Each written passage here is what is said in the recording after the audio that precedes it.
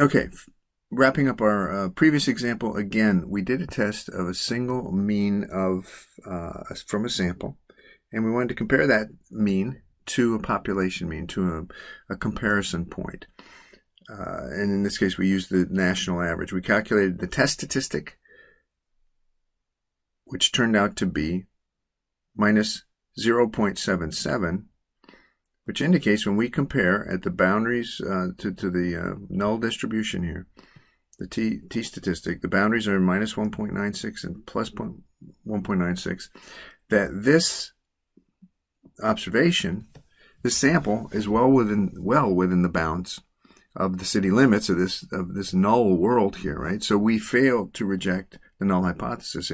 This looks like it came from the null distribution where average coffee consumption is 21.35, even though it's lower, by $1.80 when we standardize. There's enough variance here, and it's close enough that we can conclude that it's not significantly different. And as we mentioned, looks like consuming about at the national average. Hopefully the sample is representative of that population. So anyway, next test applies similar principles. Only this one we're going to look at two different groups and apply something called an independent samples t-test. What independent samples means is that within a particular sample, you have groups, and those groups are independent. In other words, the responses of one are not related or influenced at all by the responses of the other. And the easy example here is a comparison based upon gender. So do men and women differ in their weekly coffee consumption? Let's say we took this sample,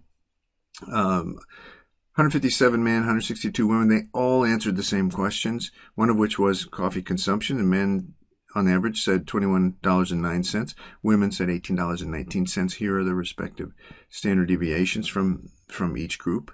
We can do a test to examine, are these means close enough to conclude that they're equal, or are they different, right? So the null hypothesis here, then the test statistic represents the null hypothesis and is a distribution of all the means you would get, all the mean differences you would get from a population where the mean is really, truly zero, meaning where men and women are equal in coffee consumption. So the test statistic is here. Again, we're going to use alpha equal 0.05 to set limits. And the question is, whatever t observation we get, whatever t statistic we get for this sample, does it seem to fit within somewhere in the population means, or is it outside of the city limits, let's say, right? Outside of these limits we're setting, which are 1.96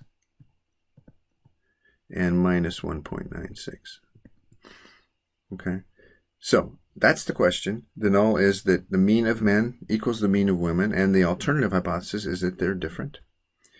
What test? Independent samples t-test, and we're going to assume equal variances in this case. I'll show you the calculation for that. Alpha level of 0.05 as before. The test statistic looks like this. There's a mean of men and women from the sample, and there's also, we can calculate as estimate of the standard error.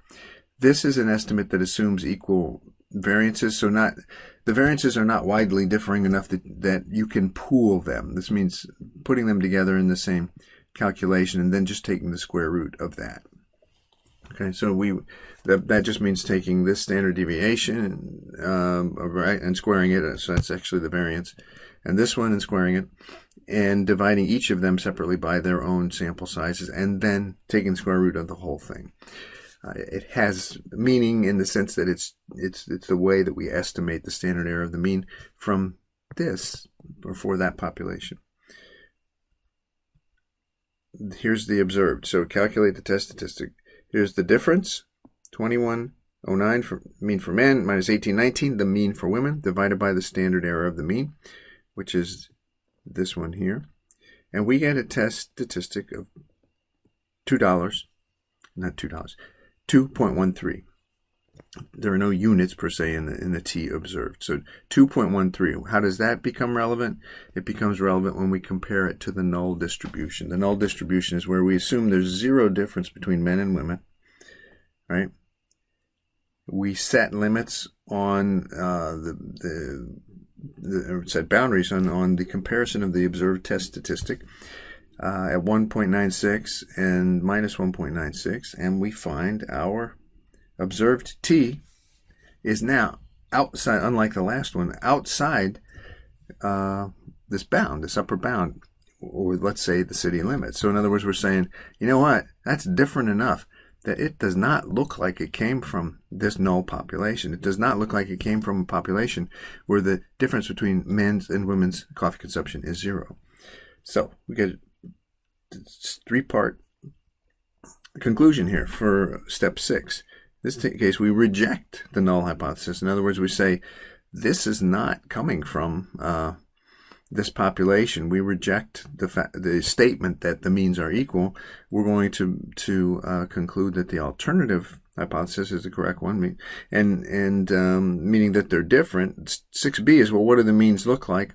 We don't have them right here, but they're the men's consumption was higher. I think it was 2109, and the women's were 18 something.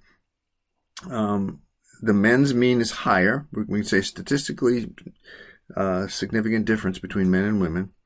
And then I'll let your brain wander a little bit about, from a managerial perspective, what actually does that mean? You can kind of begin to explore why men in this sample might have had higher consumption than women. It may be that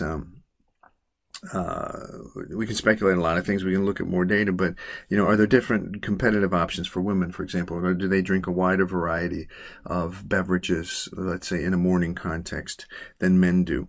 Is there a growth opportunity there for the segment that's not consuming as much if we make comparisons to those other kinds of beverages and so forth? So there's all kinds of things you can think about, and there's not one really true, always correct conclusion on a managerial side. But what you have to do is just kind of let your managerial instincts and what you're learning about marketing in general guide your thinking there.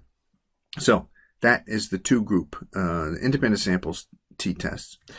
And we will move on to paired samples t-test in the next video. So see you in a second.